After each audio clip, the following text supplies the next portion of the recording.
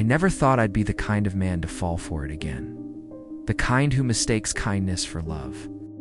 The kind who flies halfway across the world to escape heartbreak, only to find it waiting in the shape of someone else's smile. My name is Mark. I'm 54, from Manchester. My marriage ended quietly. No shouting, no bitterness. Just years of drift, until one day, my wife Sarah told me she needed space, and I didn't argue.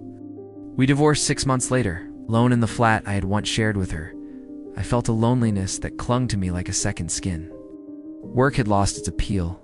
Friends tried to cheer me up, but no pub joke or football game could fill the void.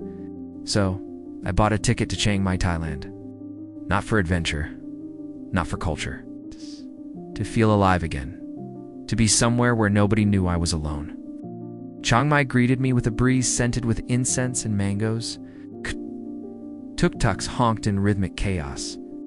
Monks shuffled past in orange robes, and the streets were a swirl of motorbikes, bicycles, and backpackers' laughter. I found a small guest house in the old city. Bamboo furniture, open windows, and a balcony overlooking the moat. Every morning, I drank coffee from a ceramic cup I'd nicknamed Survival Fuel, staring at the rippling water and thinking, maybe I'll be okay here. One morning, I wandered into the Sunset Cafe, a quiet little place off a cobblestone alley, its walls painted pastel yellow. Small wooden tables, potted ferns hanging in the corners. A soft acoustic guitar played somewhere behind the counter was there. Her name was Leela, 28, petite, about 5'3", smooth tan skin, dark brown eyes that glimmered in the morning light. Long black hair fell loosely over her shoulders. She wore a simple linen dress, barefoot on the floorboards. She smiled at me before I even said a word. "New here?" she asked, voice soft, melodic. I nodded. "I'm Leela. I work here mornings and study afternoons. I can show you the city if you like." And just like that, my quiet, lonely mornings began to feel warm. Leela didn't rush things. She shared small slices of her life, her dream to study art history, her younger brother in school, her mother with chronic asthma. She asked about my life in Manchester, my divorce, my favorite football team. We spent evenings walking along the moat, sharing mango sticky rice, and visiting temples. She introduced me to local markets, street vendors, and even her favorite noodle shop tucked behind a flower shop. Every touch a hand brushing mine to hand me a wallet, a laugh at a joke, felt like a spark. I told myself it was affection, it was connection. It came one rainy afternoon. "My brother, his school fees are late. I don't want him to repeat a year. Can you help?" It wasn't much, minus 5,000 baht, roughly 110 pounds. I paid immediately. Relief flooded her face. "You're so good," she whispered. Then the cafe needed renovations. Then her mother had a medical emergency. Then her brother's school trip. Each story tugged at my heart. Each request was small enough not to alarm me, large enough to feel meaningful. Emily warned me gently, "Mark, slow down. This is moving fast.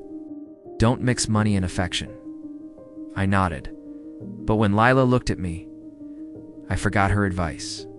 Sam Chai, the cafe owner, noticed our closeness. "You love her?" he asked one morning. I think so," I admitted. "Be careful. Love here sometimes has a price you don't expect." Emily's warnings grew more specific.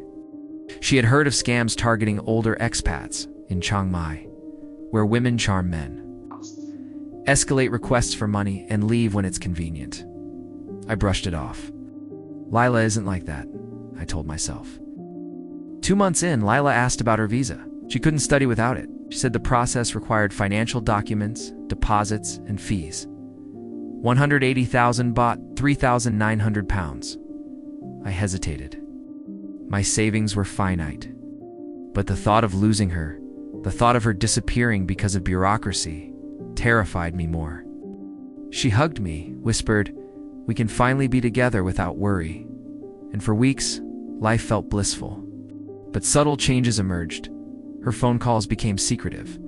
She left the table abruptly, claiming errands. Conversations about the future grew vague. Emily noticed her talking to a man I didn't recognize in the market several times. I wanted to believe in us. I wanted to trust her. The truth came from Noak, the barista. One evening, she pulled me aside. "Farang, you give her too much. She does this often." But, new man, new money.